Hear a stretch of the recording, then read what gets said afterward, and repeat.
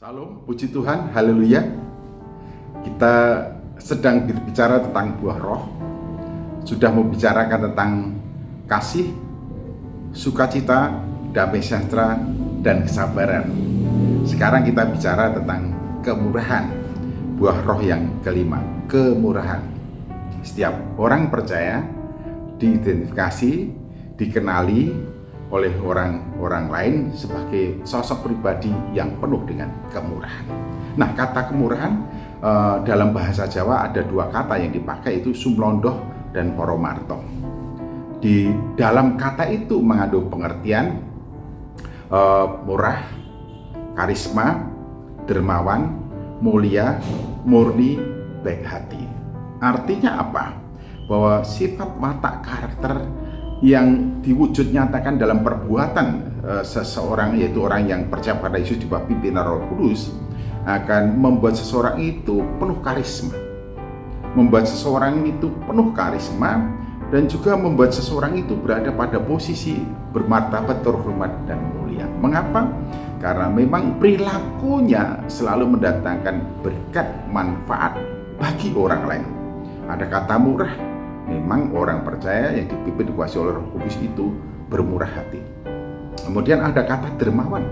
Orang-orang percaya pada Yesus Kristus itu memberi pada orang lain itu sudah menjadi bagian integral dalam hidupnya, sudah menjadi gaya hidupnya, dermawan.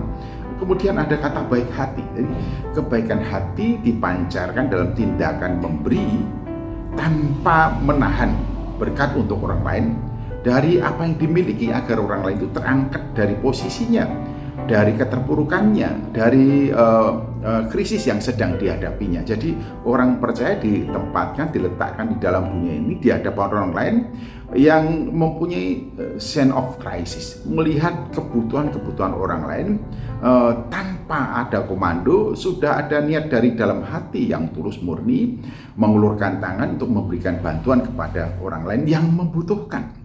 Jadi ini sudah merupakan sesuatu yang secara otomatis menjadi bagian integral dalam kehidupannya. Karena apa? Di dalam pikiran dan hatinya itu dikomando oleh suatu sistem nilai.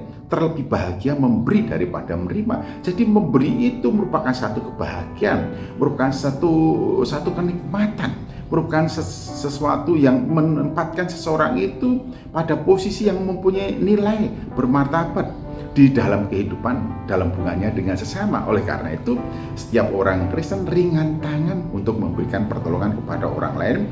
Orang Kristen itu murah hati, jadi tidak menahan berkat untuk menjadi saluran bagi orang lain, berbagi kepada orang lain, sehingga orang-orang di sekitar itu diberkati hingga keberadaan kita di antara dan bersama-sama dengan sama itu punya karisma. Segala sesuatu yang kita lakukan berimpact kepada orang lain, berpengaruh secara kuat kepada orang lain. Dan ini bukan sesuatu yang dicari. Jadi kita tidak mencari kehormatan, tidak mencari kemuliaan, tidak mencari nama, tidak mencari popularitas dari apa yang kita lakukan, tetapi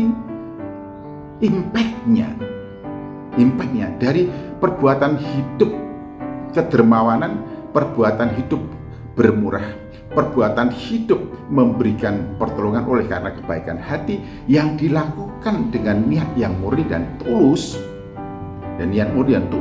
tanpa embel-embel macam-macam, just for him, just untuk dia yang diberi, hanya untuk dia yang ditolong, ya, karena itu merupakan gaya hidupnya, menjadi bagian dari hidup yang integral. Maka kemudian orang-orang percaya di antara sama itu menjadi pribadi yang betul-betul memberikan pengaruh yang sangat kuat, sehingga orang lain menghormati bukan karena diminta untuk menghormati, orang lain menghargai bukan karena diminta untuk menghargai, orang lain itu kemudian baik hati dengan kita atau menjadi sahabat kita bukan karena kita meminta, merayu-rayu supaya mereka menjadi sahabat kita, tetapi secara otomatis mereka itu kemudian menjadi sahabat kita oleh karena memang kita pantas untuk menjadi sahabat mereka. Mengapa bisa demikian? Karena kita adalah orang yang penuh dengan kemurahan, yaitu yang menolong oleh karena kebaikan hati kita, menolong dengan ketulusan hati untuk keperluan kepentingan orang yang ditolong. Bapak, Ibu, dan saudara-saudaraku, itulah Bapak, Ibu, orang yang bermurah hati. Dan ingat, terlebih bahagia memberi daripada menerima.